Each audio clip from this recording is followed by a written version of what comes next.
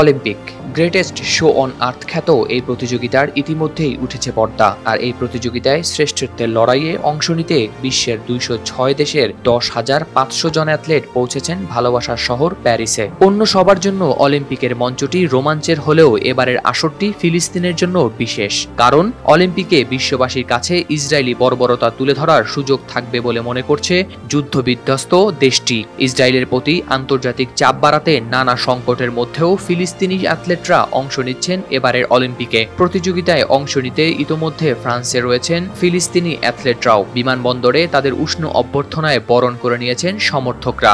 এ নিয়ে ফিলিস্তিনপন্থী অ্যাক্টিভিস্ট আওয়াতিফ বলেন, আমরা এখানে তাদের স্বাগত জানাতে এসেছি। তাদের সাথে যা ঘটছে তার প্রতি আমরা খুব সংবেদনশীল এবং তাদের দেখাতে যে আমরা তাদের সমর্থন করি। আমরা সর্বদা তাদের সাথে থাকব।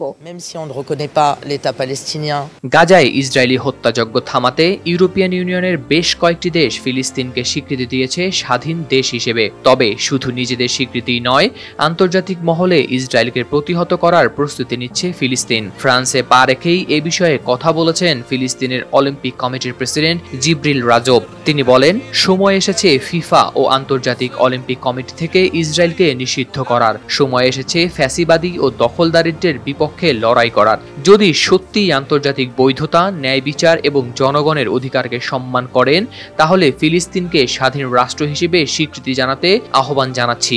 জিব্রিল রাজব আরো বলেন, বিশ্ব বুঝতে পারে যে বিশ্ব শান্তি এবং মধ্যপ্রাচ্য অঞ্চলের স্থিতিশীলতার জন্য সবচেয়ে বড় হুমকি ফিলিস্তিনি জনগণের জন্য ন্যায় বিচার এবং ইসরায়েলি দখলদারিত্বের অবসানের সাথে জড়িত।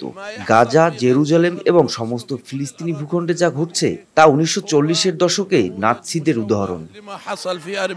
প্যারিস অলিম্পিকে ৫টি ক্যাটাগরিতে অংশ নেবে ৬ ফিলিস্তিনি athlete. Boxing, judo, taekwondo, shooting ও সাঁতার, এই ৫ ক্যাটাগরিতে প্রতিনিধিত্ব করবেন তারা। যে কোনো একটি ক্যাটাগরিতে পদকের প্রত্যাশা তাদের, যদিও তাদের কাছে পদকের চেয়ে দেশের প্রতিনিধিত্বটাই মুখ্য। আসরে অংশগ্রহণের মধ্য দিয়ে শান্তিপূর্ণ লড়াইয়ের জন্য প্রস্তুত তারা। এ প্রসঙ্গে ফিলিস্তিনি সাঁতারু ভালেরি তারাজি বলেন, ফিলিস্তিনের পতাকা উত্তোলন করতে পারাটা আমার জন্য অনেক সম্মানের। অনেক আগে থেকেই এটা আমার স্বপ্ন ছিল। আমরা এখানে দেশের প্রতিনিধিত্ব করতে এসেছি এবং দেশের জন্য শান্তিপূর্ণভাবে লড়াই করার এটা সেরা উপায়।